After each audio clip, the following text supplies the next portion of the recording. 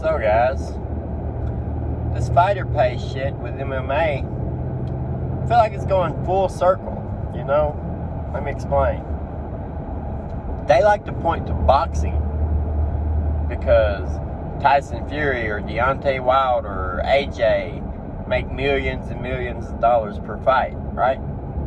But what they don't look at is that the top MMA guys, Conor, Dustin, Nate, when I say that, I mean top draws, obviously, not necessarily the best fighters, even though I think Conor is one of the best, and Nate's pretty damn close, so is Dustin. But they're the top draws in MMA. They make millions of dollars per fight. The fighter pay situation deals with the lower tier, right? Because the lower tier makes 12 and 12. Show me a lower tier boxer making 12 and 12. I'll wait. There's a reason the boxers, the top 1% of boxers, are making millions and millions and millions, and it's because the lower tier, the undercard, is making shit. Making nothing. Right? Like, nothing. Like, barely able to pay their count. They're not profiting a damn thing off of a fight. Jake Paul, I like Jake Paul. I'm pulling for Jake Paul. I want Jake Paul to win. I want the show to go on. But he's all MMA fighter pay shit. And then you got him fighting Hasim Rahman Jr. or whatever, talking about, well, I'm giving you 10 times more than you've ever made. Yeah. You're giving him what? $250,000 at the most? Come on now. Tommy Fury, who's a worse boxer than him with a more public name, he was going to get $2 million. You want to change fighter pay? But your opponent, you want to give them shit? Just because it's 10 times more than they've made when they make shit?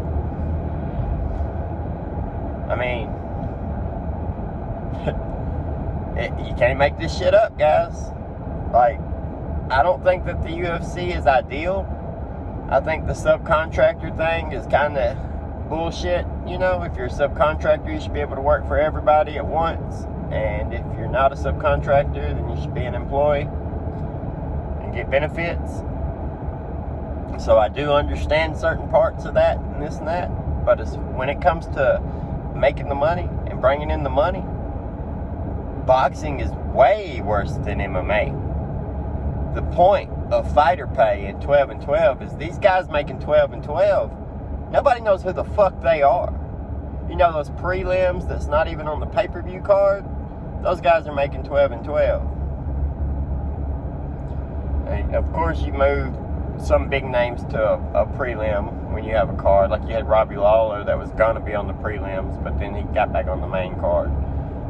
But the guys making 12 and 12 are usually fighting. They're not the headliners, you know? Like, sure, Paddy the Baddy made 12 and 12 for a couple fights, but now he's getting paid.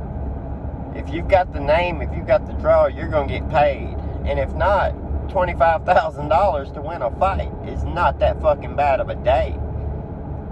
Just because you got to pay to train and do all this, that's not the UFC's deal to worry about your training. Because you're not an employee.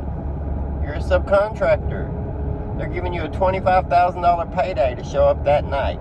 If you barely fucking trained, barely did anything, made weight, and showed up to fight, they're paying you the same. They're not holding your money because you didn't do this or you didn't do that.